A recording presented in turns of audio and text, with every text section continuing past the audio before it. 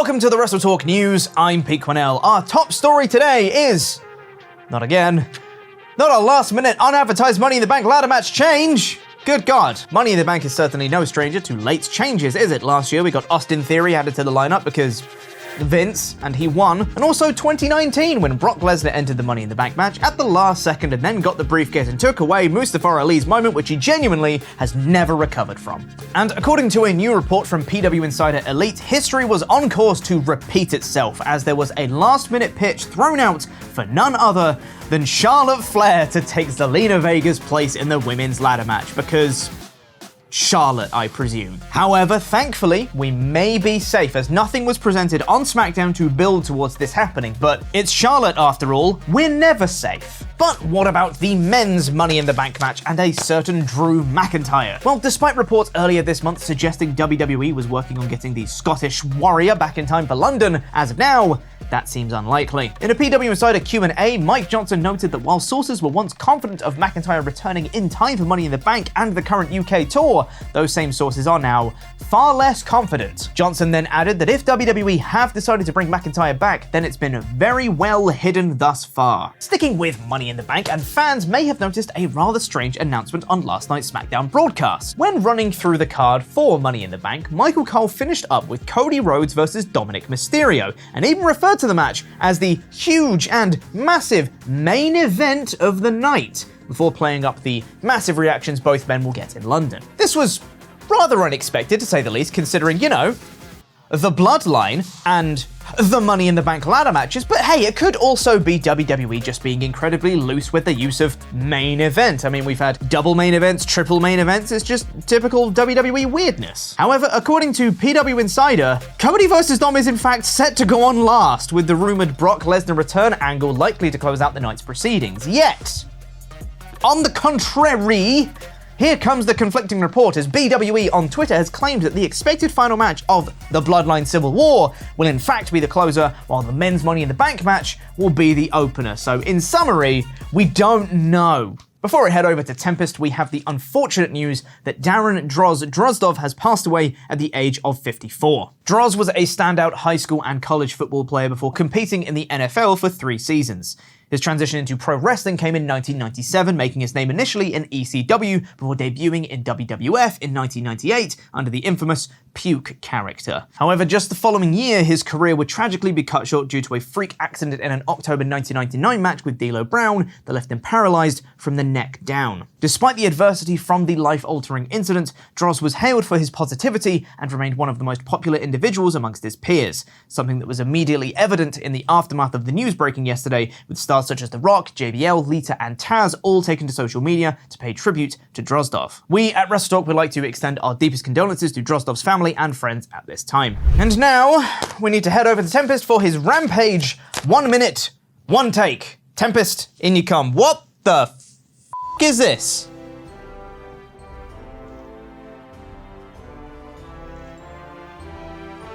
It's Canada Day. This is Rampage, baby. 1 minute, 1 take. Sat, start the clock. Wait, Sat's not here.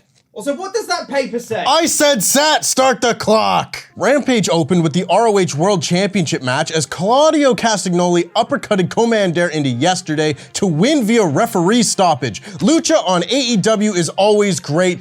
Claudio on AEW is always great. More of both, please. Sean Spears is back to being full-on Ty Dillinger since the last time I saw him, beating the Blade in some Canada on Canada action on Canada Day, no less. I know this aired yesterday, but still, might as well have been a hockey fight. Johnny TV made his in-ring return to AEW alongside QT Marshall as they beat Matt Hardy and Brother Zay. After the match, they got in the face of Ethan Page, who tried to fight them before the Acclaimed ran into Even the Odds. I want Johnny's first AEW song back. That was a banger and a half. Then we got the main event as Hikaru Shida defeated Taya Valkyrie in a first-round match of the Owen Hart Cup. Taya can't catch a break and might need a new finisher as Shida rolled through the road to Valhalla to pin Taya the same way Jade beat her the first time. Shout out to the guy in the Toronto Rock lacrosse jersey.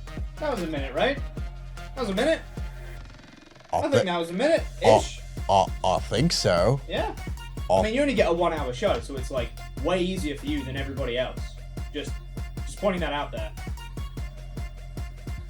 Your achievements mean nothing. Well, now I've got the blues.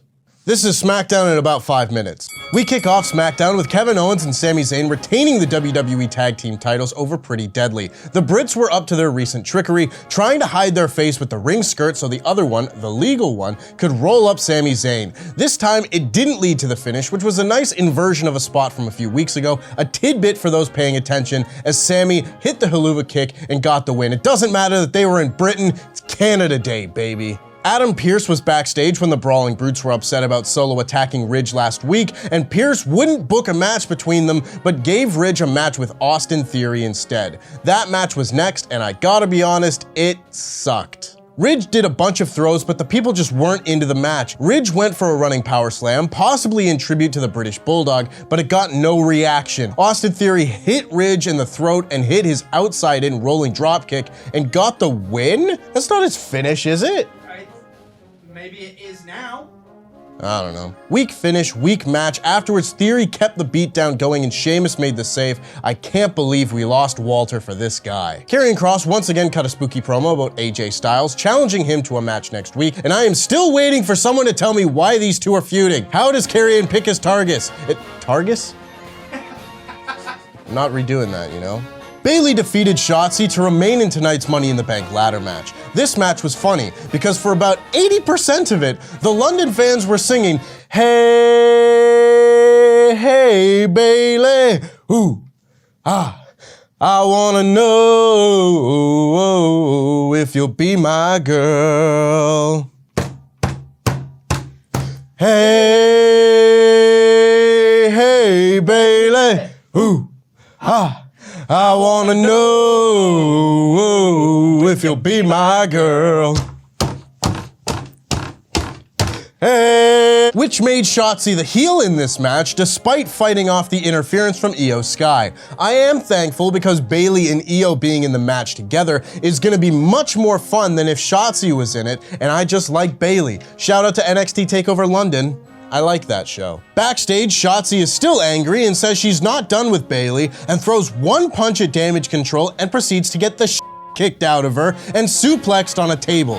Bayley cuts off a chunk of Shotzi's hair, and you know, I'm not really sympathetic to this stupid babyface just picking a fight with two champion-level heels with no plan. Logan Paul is on the Grayson Waller effect, and he talks about how he's gonna win Money in the Bank and finish what he started with Seth Rollins, or he could take down the Tribal Chief, or he could just use the briefcase to beat up LA Knight. Well, one of those options certainly seems less appealing than the others. LA Knight then came out to a massive ovation, and I must say this man has made himself undeniable. The whole crowd was doing the LA Knight yeah along with him. He says he is a megastar and is going to win Money in the Bank. Logan asks what he's a megastar at, since he was supposed to be a manager after a 20-year career, and Knight just got the crowd to chant again, which, to be fair, is a pretty good response. Santos Escobar came out and said if they weren't careful, they would end up with a Mr. and Mrs. Money in the Bank. They're not married. Butch then came out and attacked Logan Paul as this brawl broke out, and a triple threat match was signed between the Money in the Bank boys, sans Logan Paul,